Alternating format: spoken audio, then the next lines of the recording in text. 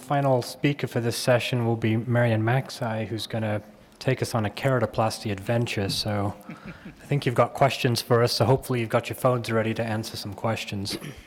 I hope you could figure out how to use the app.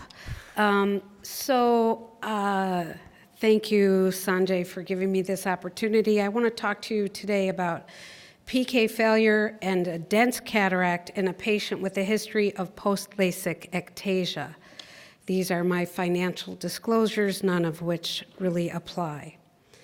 So I have to stand on my tiptoes to see. Okay, this is a 32-year-old Italian female who's undergone uncomplicated LASIK for -4 OU with a result of 20/20 uncorrected visual acuity OU many, many years ago.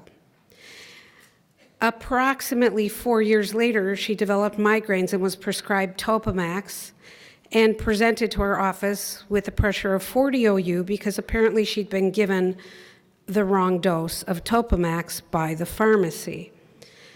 The Topamax was stopped, and she went on to develop post-LASIK ectasia with progressive thinning and ectasia in the right eye, but interestingly, the left eye stayed the same.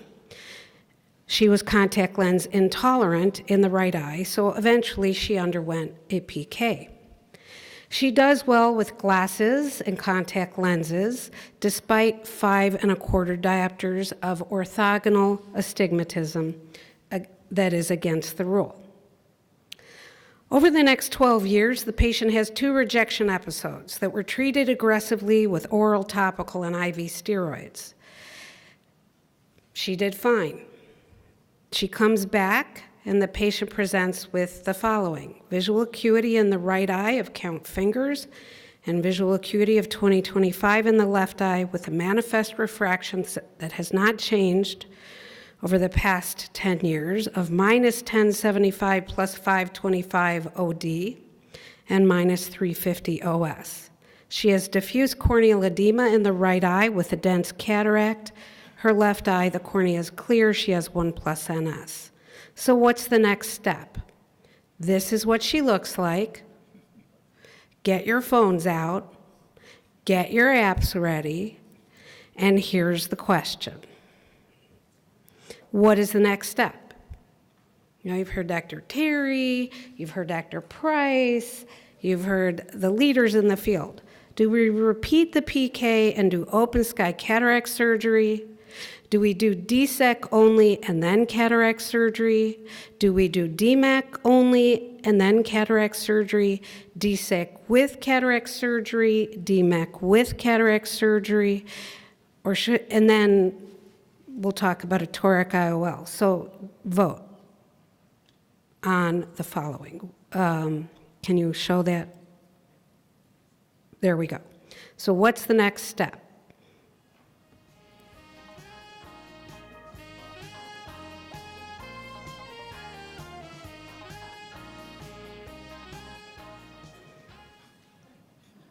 Okay, so it seems like everyone's all over the board, but that's probably okay. I think this is really a very good answer.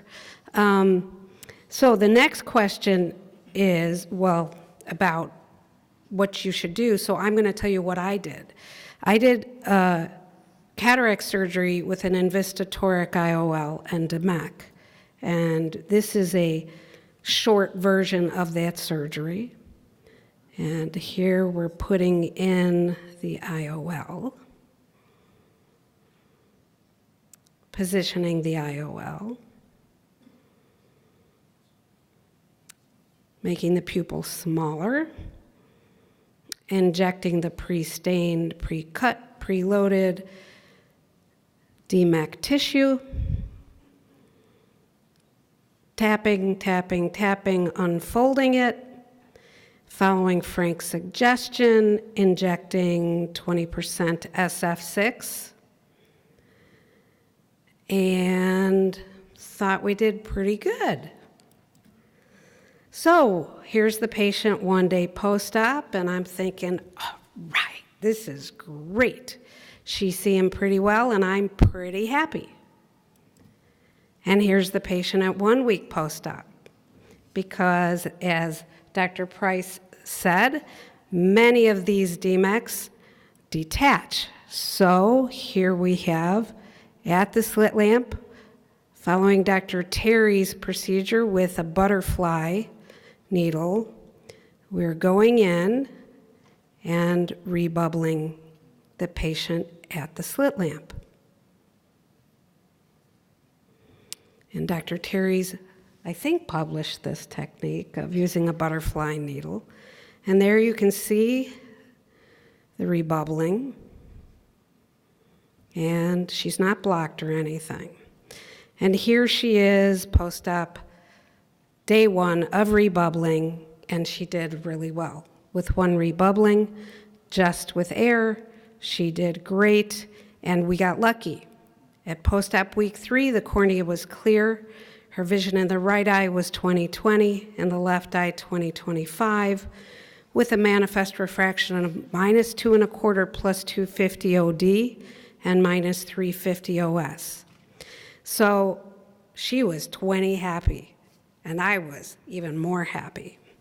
But I think the take-home message here and what we might want to discuss is there are many ways to approach this case and avoid regrafting the patient, and I don't think there's only one way to skin this cat. So thank you so much for the opportunity to present, and I also invite you all to the World Cornea Congress. Thanks so much.